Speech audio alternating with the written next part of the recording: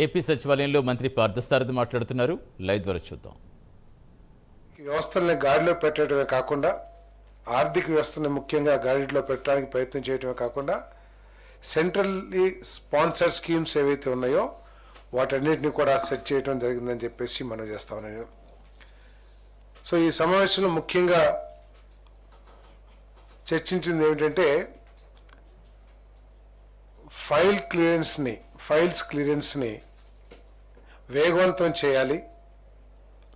అన్ని డిపార్ట్మెంట్లు కూడా ఈ ఆఫీస్తో, ఎందుకంటే ఇంకా కొన్ని కార్పొరేషన్స్ కానివ్వండి, వివిధ డిపార్ట్మెంట్లో ఉన్న కార్పొరేషన్స్ అవన్నీ కూడా ఈ ఆఫీస్కి కొన్ని అనుసంధానం కాలేదని చెప్పేసి సమావేశంలో అభిప్రాయం వెలువచ్చబడింది. అవన్నీ కూడా ఈ నెలాఖరు కల్లా, మార్చి నెలాఖరుకు అనుకుంటాను, మార్చి నెలాఖరు కల్లా అన్ని డిపార్ట్మెంట్స్ అందరూ కూడా ఈ ఆఫీస్తో అనుసంధానం కావాలని ఆదేశించడం జరిగింది. ఫైనాన్స్కి సంబంధించిన తప్ప వేరే ఇతర ఫైల్ ఏది కూడా ఆలస్యం కాకుండా క్లియరెన్స్ చేయాలని చెప్పేసి స్పష్టం చేశారని చెప్పేసి మనం చేస్తా ఉన్నాను.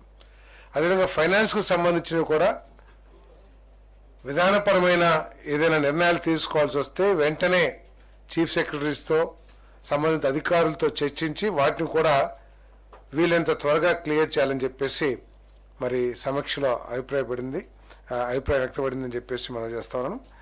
అదేవిధంగా ముఖ్యమంత్రి గారు చాలా స్పష్టంగా చెప్పారు, ప్రజలతో వ్యవహరించే తీరు ప్రజలు సంతృప్తి పడే విధంగా ఉండాలి అనేది చాలా స్పష్టమైన ఆదేశాలు ఇస్తడం జరిగింది చెప్పేసి మనం చేస్తా ఉన్నాం. వారు అనేక సమస్యలతో అధికారుల వద్దకు కానీ మంత్రుల వద్దకు కానీ వచ్చినప్పుడు వారి సమస్యలన్నింటినీ కూడా ఓపికగా విని వాటిని సాధ్యమైనంత వరకు పరిష్కరించడానికి ప్రయత్నం చేయాలి. వారు కొన్ని లీగల్గా సమస్యలు మీ దృష్టికి తీసుకురావచ్చు, మన దృష్టికి, మంత్రుల దృష్టికి, అధికారుల దృష్టికి తీసుకురావచ్చు, అయితే ఎప్పటి నుంచో పెండింగ్లో ఉన్న సమస్యలు తీసుకురావచ్చు. వాటన్నిటినీ కూడా ఓపికగా విని అక్కడికక్కడ సత్వరంగా పరిష్కరించగలిగిన సమస్యల్ని పరిష్కరించి, ఏదైనా సరే లీగల్గా కానీ విధానపరంగా కానీ ఉంటే వాటి మీద కూడా దృష్టి పెట్టి సాధ్యమైనంత త్వరగా పరిష్కరించాలని చెప్పేసి చాలా స్పష్టంగా చెప్పడం జరిగింది. ఎట్టి పరిస్థితుల్లో కూడా వారితో దురుసుగా వ్యవహరించకూడదని చెప్పేసి చాలా స్పష్టంగా ఆదేశించడం కూడా జరిగిందని చెప్పేసి మనం చేస్తాను. అదేవిధంగా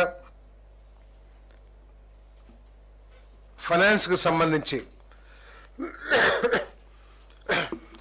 స్వర్ణాంధ్ర 2047 విజన్ అనుసరించి 15% గ్రోత్ రేట్ని సాధించడానికి, పర్ క్యాపిటల్ ఇన్కమ్ $42,000 అచీవ్ కావటానికి ఏ విధంగా మన డిపార్ట్మెంట్స్ని మెరుగుపరుచుకోవాలో దాని మీద బలంగా ఆలోచించాలి. ఆ విధంగా పనితీరును మార్చుకోవాలని చెప్పేసి కూడా, మరి అదే లక్ష్యంగా పనిచేయాలని చెప్పేసి కూడా స్పష్టం చేయడం జరిగిందని చెప్పేసి మనం చేస్తాను. మరి 2047 నాటికి ఆంధ్రప్రదేశ్ జిఎస్టిబి $2.4 ట్రిలియన్ ఆర్థిక వ్యవస్థగా మార్చాలని, తలసరి ఆదాయం $42,000 పెంచాలని లక్ష్యం. 25-26 బడ్జెట్ని అభివృద్ధికి దోహదపడేలా రూపొందించాలని చెప్పేసి సూచించడం జరిగిందని చెప్పేసి మనం చేస్తాను. ఎందుకంటే 25-26 బడ్జెట్ తయారు కాబోతా ఉంది.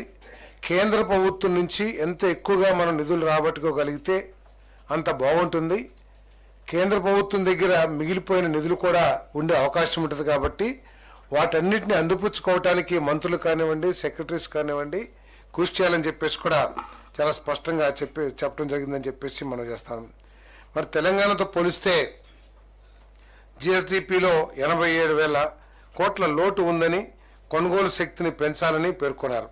జిఎస్డిపి లక్ష్యాన్ని చేరుకోవడానికి వ్యూహాత్మక విధానం అవసరం అని చెప్పేసి కూడా ముఖ్యమంత్రి గారు చర్చలో అభిప్రాయపడ్డారని చెప్పేసి కూడా ఈ సందర్భంగా నేను తెలియజేస్తాను. మరి వీటన్నిటిని సాధించడానికి ఏదైతే స్వర్ణాంధ్ర 2047 విజన్ ఉందో దాన్ని సాధించడం కోసం రాష్ట్ర స్థాయిలో విజన్ మానిటరింగ్ యూనిట్ ఏర్పాటు చేసి జిల్లాల ద్వారా నియోజకవర్గ స్థాయిలో ప్రణాళికలు రూపొందించాలని చెప్పేసి చర్చించడం జరిగిందని చెప్పేసి మనం చేస్తాను. జిఎస్డిపి వృద్ధికి దోహదపడే ప్రాజెక్టులను గుర్తించి వాటిని ప్రత్యేక పోర్టల్ ద్వారా ట్రాక్ చేయడానికి కూడా మరి ఆలోచించాలని చెప్పేసి కూడా మరి ఈ సందర్భంగా చర్చించడం జరిగిందని చెప్పేసి మనం చేస్తాను. అదేవిధంగా ఫిర్యాదుల పరిష్కార వ్యవస్థ పనితీరుపై మరి ముఖ్యమంత్రి గారు చాలా క్రిటికల్గా కూడా